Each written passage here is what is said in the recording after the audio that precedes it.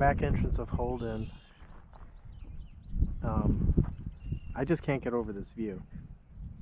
I was coming here to walk, and then I wasn't sure if I was going to record anything, but I just want to kind of take like a pan around here, because I don't know if you can see, but like there's just trees as far as you can see, rolling hills, and you know, if I just kind of walk around my car here, this is the back lot. It's just amazing. This is one I remember when I first drove down this road. I was just stunned by how beautiful it was, because it's got to be one of the,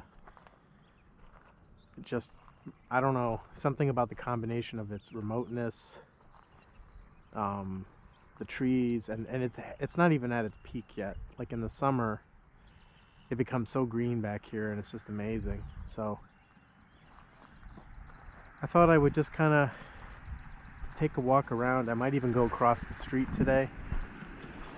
There's like a trail that goes through the fields over there. It's really cool, and I take that sometimes. The only issue is sometimes when I go over there, I gotta check for ticks. They seem to really like to live on that side, but it looks like they just cut the grass, so that's good. Maybe we won't have so much of a tick problem. So yeah, just out walking. What I do pretty much every morning, every night, favorite thing to do. I love coming here. I've been coming here for years, since I discovered it, and I really can't find a better place in this area that is just so immersive. So I don't even know how to describe it. You can see my car back there in the little back parking lot. Peaceful. It's isolated here. You sometimes see some people. Mostly it's you and nature in this amazing, almost uncorrupted state. You know, you look at these fields and these trees, and you can almost just imagine that, well, you don't have to imagine, you are really immersed in nature with few distractions from society. But what's great is it's not like a super popular place. It's overcrowded. You really can come here and be by yourself. And maybe just living in close proximity to this place has been one of the reasons why I've gone even on my inner exploration so much, because it's just a natural consequence, I think, of being by yourself and turning down the noise. When you turn down the noise, you know, I just glance at the news today and I see all this stuff that isn't worth mentioning. And when you think of how many channels and sites and whatnot are focused on analyzing every little move, you know, every little thing that happens in the world and in politics, you know, that is the noise. Some people may call that reality, and of course it is a form of reality, but it's about as far from truth as you can get. You know, it's a reality built up from this world of ideas, and every day, if you just immerse yourself in that, you can just lose sight of what's real, what's true. And this is why no matter where I am or what I do, I always have to get out into nature every day, if I can. The days I don't, I feel disconnected, you know, just, I don't know how to say it, but when I come out here, it's like everything feels right. You know, everything feels like it's in its right place. Maybe it's just the order. You know, I see such natural order out here that everything's just working. You know, the birds are jumping from tree to tree or doing their thing. Everything's sort of just interacting, not in any planned way, but in just a natural way. Everything's coexisting. It's just amazing. And a lot of times it's best not to elaborate or describe what you see. It's just take it in. We can definitely talk too much. I know I can talk too much. I think once I get some of this talking out of my system, get sort of the, I don't know, preliminary phases of my journey here in YouTube land, this may become more of just me showing you the places I go and just taking you with me on these solitary hikes.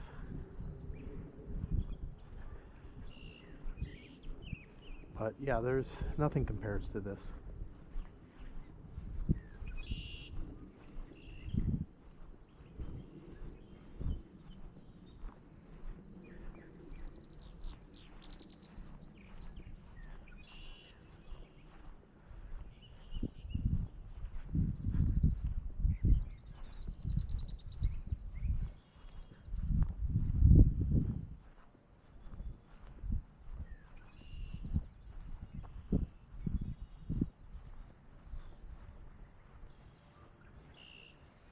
Just take a view around here to see where we're at, in the middle of nowhere, exactly where I choose to be.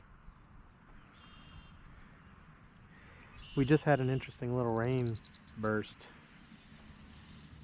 where it just it was sunny skies, and then all of a sudden we had a downpour, and then all of a sudden the sky is like this again. And that was very interesting. Got to see a rainbow. The timing was just right. So that's also nice.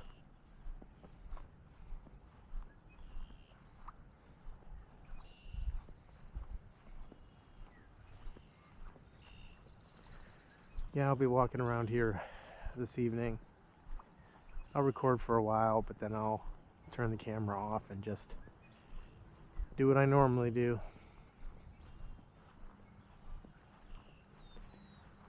I do think it's important, though, if you go on a walk like this, not to spend the time mulling over everything happening in your life, but just seeing what's around you. It's so easy to just fall back into our patterns, even when you're at a place like this, and think, oh, what did I left this, and I should have finished this, and I've got this coming up tomorrow, and this tonight, and just sometimes say, you can get back to that later. It's not going anywhere. Your problems aren't going anywhere.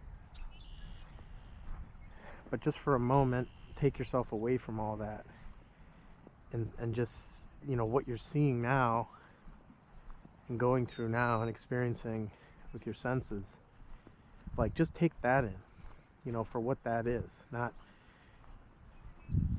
trying to analyze it in any way. Just get a sense for the immensity of it all.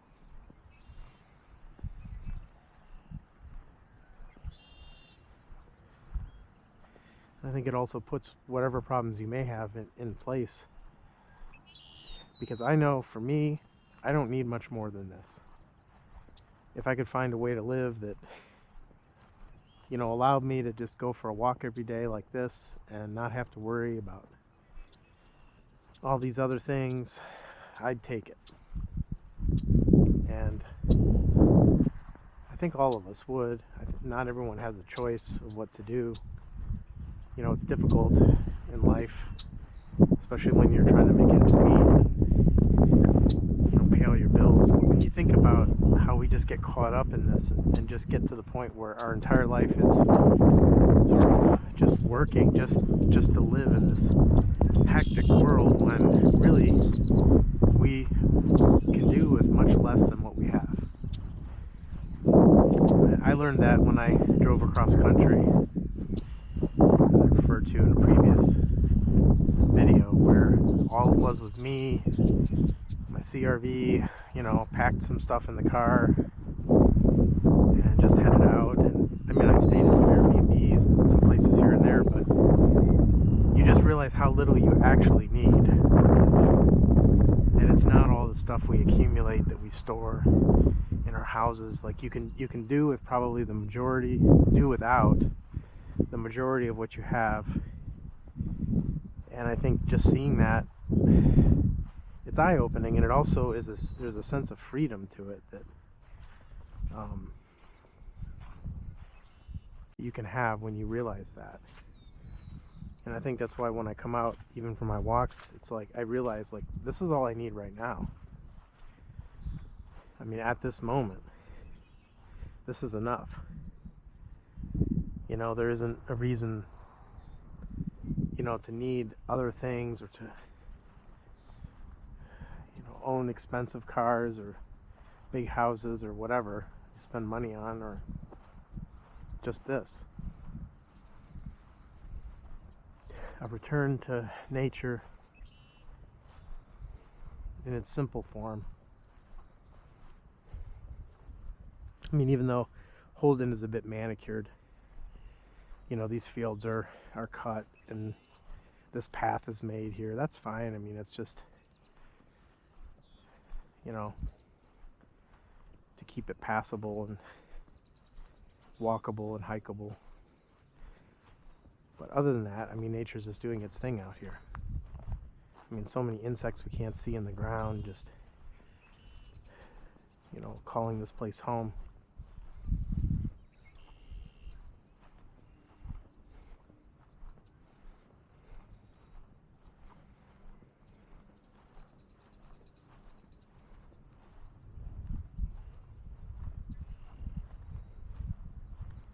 When I see trees, you know, I always think of, and I still like the enlightenment story of the Buddha, how he, on a spring moon with a full moon, spring day with a full moon, I should say, he sat down under the Bodhi tree and essentially said, I'm not going to move from this spot until I obtain the ultimate wisdom. And of course he meditates and encounters Mara and is tempted in various ways and essentially remains still throughout all of it. You know, none of it affects him. There's a really good documentary that I like. It's a BBC, BBC, maybe PBS documentary on the Buddha, narrated by Richard Gere. And it's, you know, it does a little animation of the story. And it's a cute little story, you know, put to animation, and it's just a nice little thing. I mean, we don't want to get too caught up in things like that, but there's a real interesting quality about a story like that. But what I also think is interesting is the connection with nature. You know, that what the Buddha did to achieve his enlightenment was to sit under a tree in nature under a full moon and observe himself and the world. You know, he'd been to many teachers, he'd practiced, you know, all sorts of forms of asceticism and meditation, and, you know, none of it worked, because all of it was sort of the practices that we've been talking about that you want to avoid, or that, you know, as long as you're practicing a system taught by someone else, you know, you are caught in the same cycle as everything else. And what's interesting is he just finally reached a point where, you know, he was starving himself to death, eating 1 grain of rice a day, you know, all that, and just woke up one day and said, you know, I'm done. And there's a nice little story, I think, also, that when he reached this point where he just saw that he was just destroying his body through the extreme asceticism, there was a girl that came along and gave him a little bowl of rice milk, I think it was. And it was sort of his first form of nourishment after starving himself and, you know, thinking that that was the way to achieve enlightenment. And it was like, I always think it's interesting that he came out of it by just a simple act of kindness from, you know, a little girl or young woman, whoever it was, that came to him and just gave him a little bowl of milk. not for any particular reason, but because she thought he needed it. And that little act of kindness, I think, had something to do with his new understanding of things. And it was shortly after that he took a bath or whatever, cleaned up, and then sat under the Bodhi tree and figured things out on his own. Like the way, this is why sometimes I question, I don't know, I guess, where the rest of Buddhism comes from. But the simplest story in Buddhism that always resonated with me is that the Buddha, discarded everything that he was taught, everything that came previously, and just went into the natural world, sat still, and in some sense faced his own demons in his mind, and through that didn't react to what was happening, just observed what his mind was doing, really, and just gave it no energy. And by giving it no energy, conquered it, in a sense. Not through any action that he took, but just by not reacting. By not responding to all the things his mind was trying to do to throw him off. And it's often said, that's the equanimity that he exhibited, which is the ability to remain calm and still despite what's happening, like the top of a mountain, remaining still despite all the storms raging around it. And that in that way he broke through, so to speak, or overcame this world of desire, which is always, the little thoughts whispering in our ears, do this, do that, don't do this, don't do that, and that constant barrage of noise. And to just remain still despite all that, maybe, it's all there is. And then there's, this was what, 2,500 years ago, so, and I don't think, in all cases, I don't think even anything was written down necessarily about what the Buddha taught until long afterwards. And who knows what happened between then and now. But again, this, I like the story, it's an interesting story, but I don't look to it to emulate it or say, well, this worked for the Buddha, so we should do the same thing. I don't think that's true. Because the most important thing, even after he achieved enlightenment, he was walking on a trail. Well, right after, I think he decided he just wanted to stay there. He wanted to not leave. He was in such a peaceful state. But he also experienced such compassion that he felt the need to teach or convey or bring to the world what he had found, what he had discovered. So he decided to return to human society. And along the path, he encountered someone who had asked him what had happened, or I can't remember the exchange, how it actually went, but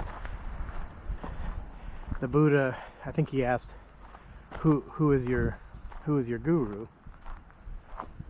Or you look like you've achieved some enlightened state, who is your guru? And the Buddha responded that I have no guru, that I have achieved enlightenment on my own.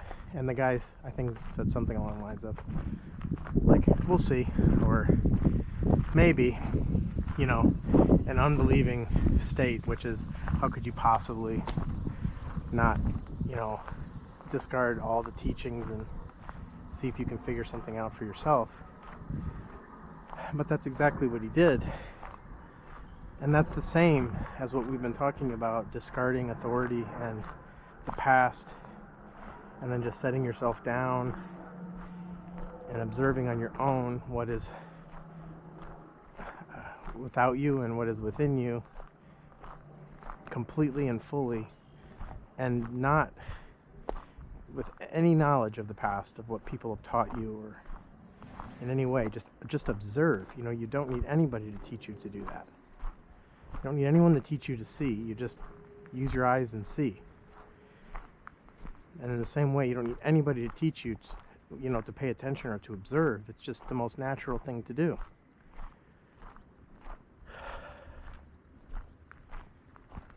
So I sometimes take things away from little stories like that, little curious little things. But I don't hold on to it, because again, it's a story, and what good is a story? You don't know what a story is, true, not true, and who cares if it is or if it isn't? It doesn't change the fact that you are here now observing. So focus on that, or pay attention to that, to what's around you now. That's it. Just see how far that gets you. Or maybe it gets you nowhere. Well, this is a little, what is this? A little science building, I think, or something. Classroom. The Bicknell classroom. They have different events and classes here. Very cool. Well, maybe we'll just work our way back.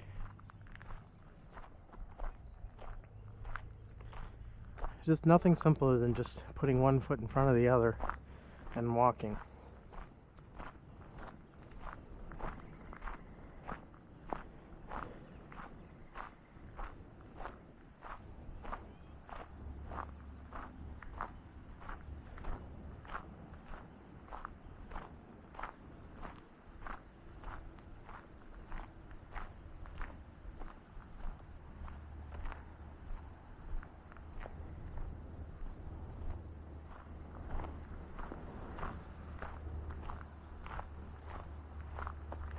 I'd be curious to see where all this leads.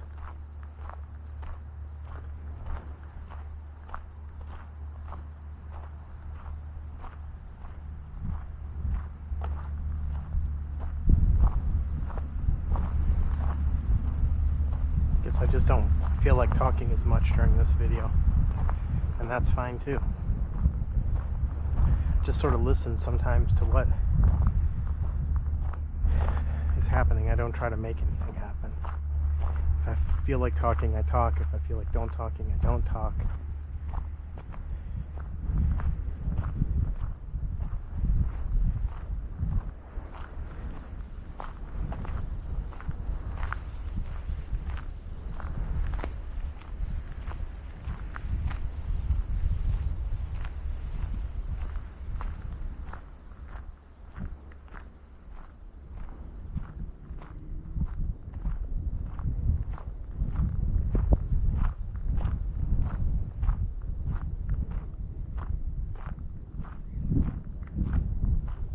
I guess I can't imagine anyone actually listening to this video in its entirety, watching me walk on a trail like this. I hope that this inspires you to actually get out and walk for yourself. And why not come to the Holden Arboretum if you're in the area and just find your own way. But there's places like this. There's always some area that's somewhat secluded. I do think seclusion is important, though.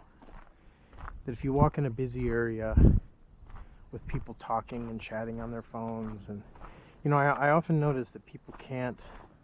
Here I am. I was gonna say can't walk without constantly talking. I was gonna say, okay, that maybe applies to me, but it doesn't actually apply to me. When I normally come here, I'm by myself, I don't talk to anybody, and I just walk. But I often notice that when I encounter people, when they're with somebody, it's like endless chatter. And often it's very idle chatter. It's, they're not investigating or inquiring into life's mysteries or the meaning of things. It's like what they ate for lunch or some personal problem. And I just think that somehow I just realize how easy it is to get distracted by these, I would say, superficial problems of our daily life, when the biggest issues and the biggest mysteries just remain unsolved. We don't put much thought into it. We don't go into it. And I think I don't want people to misunderstand, when I say words can be deceiving and thoughts can be deceiving. I'm not saying that we shouldn't do something. The process of or inquiry is something. There's energy. It requires energy to look into these problems. I think what I'm saying is there's an energy of inquiry that is lost when we come to a conclusion. When we think we've found the answer, we stop inquiring. But there's so much power to inquiry itself, that going into a question, that if you don't worry about finding the answer, let the question sit, let the question bloom and tell you the story. Not you tell it the story, but have a question in your mind and let that question simmer. So whatever the question is, let's just say, what is fear? We haven't talked about that, but if you want to understand fear, where does fear come from? Why am I afraid?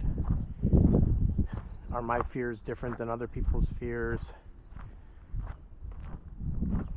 And what, look at the fear and watch it. Not try to give some academic or book explanation of what is fear, or probe your memory for some show you watched or book you read on fear. Forget all that. Forget what the experts have told you. You've experienced fear. You know what fear is. Examine that. You might not be afraid of anything right now, but when you are afraid, observe that fear. What causes fear? What made it arise in one minute and not in another? And I think if you look into something like that and observe it, don't answer it. Observe fear, right? Because there is no answer to fear. There's just observing fear. But you may, by observing, you may come across some things worth noting. You may observe that fear arises really through thought and time. If something bad happens to you in the past, you have memories. When those memories are triggered, you have fear. So, and you hope that that bad thing doesn't happen again in the future, which is time. So fear often is like a memory of something that occurred to you that was unpleasant, combined with a projection of that memory into the future, and say, boy, I hope that doesn't happen again. Let's say you stepped on a tack or something and it hurt, and now you're afraid anytime you walk in a certain area or wherever that you're gonna step on a tack again and feel that pain. So you're real cautious about that, and it creates a fear in you caused by that memory of the unpleasant event projected into the future, because fear can only be about what is going to happen, not what's happening. If something's happening now, you're not afraid of it. You respond to it. So if you're faced with a snake, at that moment in time, the snake is there, and you have to react or do whatever, you're responding and reacting. That's not fear, that's normal. Or let's say you're in a road and a car is coming down the road and you get out of the way of that car. That's not fear, that's intelligence.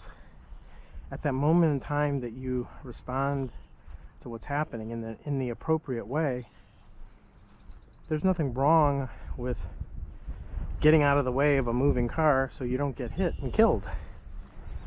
That's not fear. But now if you're always afraid to step out on the road because that happened to you, and now every time you step outside you're afraid of cars because of that one time that you almost got hit and you had to get out of the way, that's fear. Because it's not actually real. It's not happening, it's something that happened in the past, and now you're afraid of it happening again, repeating. And it's sort of the opposite of desire, where desire is like something pleasurable that happened that you want again. And they're kind of partners. You know, desire is about wanting something that was good, so it's like a reward. And fear is not wanting something that's bad, it's like a punishment. So we're driven so often by thoughts of desire or thoughts of fear, wanting and not wanting, all coming from a stored memory and wanting that again or not wanting that again. And that those thoughts get in the way of what's actually happening now. Because all of that is about the future. I want this thing again, so I take steps, whatever steps I think I need to take to get that thing again, to repeat that past pleasurable experience. And that means you don't have to not have pleasure or enjoyment. You can enjoy whatever's happening now, just don't hold on to it and want it again. Because once you hold on to it, say, boy, isn't that sunset great? I wish I could have a sunset like that every day. Well, now you've set yourself up for desire, and when you don't get that sunset, it causes disorder, and that's the problem with it. And it's not, you know, no one's like watching over you saying you should or shouldn't do anything. But if you observe that the source of your disorder is you're striving for something to repeat that experience, all you're really saying is just see that whole process for what it is, and you know, and then whatever happens happens. Just see it. And see fear is the same thing. You know, pain, when pain is occurring, you're not afraid of the pain, you're experiencing the pain. But don't add on to the pain by saying, oh my goodness, this pain means I'm gonna die. This pain, you know, what does this pain mean? So you search all your memory banks to say, well, is this cancer? Is it, you know, a heart attack? What is it? I mean, when you search your memory for all that, now there's fear coming into play. And also recognizing that that's not necessarily an entirely bad thing. You know, fear is telling you something in a way. Let's say it's pain and you realize, oh, this is what a heart attack is. I need to call 911. Now we're back to intelligence. Because that is useful. Because that could help you get, you know, the medical care that you need to prevent the problem or mitigate the problem. There's nothing wrong with that. And this is where there's no rule for this, right? This is where intelligence comes into play. The ability to see what these things are that we call desire. Not say you can have no desire, or you should have no desire, or you should have no fear, but to see these things for what they are and not shun them away or reject them, but not also accept them or encourage them. Just they are part of who we are. Again, that's the non-judgmental nature of this observation. There's desire, there's fear, there's pleasure, there's enjoyment. Just relax. It's all part of being human. Don't beat yourself up over it. don't dwell on it either. And by dwelling, that means you're thinking, you're worrying about it, which is the thought process. Just calm that down. Pay attention to what's happening right now to you. Don't worry about all this other stuff. It'll take care of itself. So now, like, I'm enjoying this walk. It's not always nice like this. And I can't say that I don't think on rainy days, oh, I wish it was sunny. I mean, that's also part of being human. But just to see, oh, I see what that is. That's me desiring something. Okay, I see you. You know, it's interesting. I think in some of the Buddhist traditions, it's often said, and I could be wrong because I'm no Buddhist scholar, I've read some here and there, that he often said, I see you, Maya. Maya being the lord of the realm of desire of this physical world, right? It's not the devil in the traditional sense, although with a Christian background you might be tempted to say that's what it is, but he just represents this world we live in of desire and all of our problems. But what's interesting is he doesn't battle Maya, he sees Maya. And there's many stories. I think there's another story, I can't remember where the details. Maya comes to town or comes to see the Buddha, and everyone's just worried about that. People around him are like, oh, we need to chase him away. The Buddha invites him in for tea. Sit down and have some tea, Maya. What is this telling us? Don't chase away the things that are happening. They are there. Just let them be. You know, observe. When Maya's in town, invite him in for tea. Don't try to chase him away, because that, by chasing him away, you're giving it energy to become even more. By showing it compassion and love, you let it tell its story and then be done. Tell its story, and then Maya leaves. And this is, I think, what I was saying earlier about let the question tell you the story, not you tell the story. Or by observing, you are seeing the story as it's being told. You're not telling the story. You're listening to the story that's being told. So when a question blooms and it's telling you about itself, listen to it telling you about itself. Don't fight it or say, oh, now I understand. Just let it speak. Be quiet and let it tell you what's going on. What is it? Observe. It's nothing other than that. Observing, paying attention. There's no magic recipe to any of this. So that is that. I think I'm coming back to my car. We made a nice little circle. I'll be sure to check for ticks when I get back, because I can almost be sure there's going to be at least a few that jumped onto me during that little hike. But just what a beautiful day. I couldn't go without coming back, going for a walk, and I'm not done. When the camera goes off, I'm going to continue in silence, walking around here. And this may get old from watching these videos or taking these videos, but I don't know.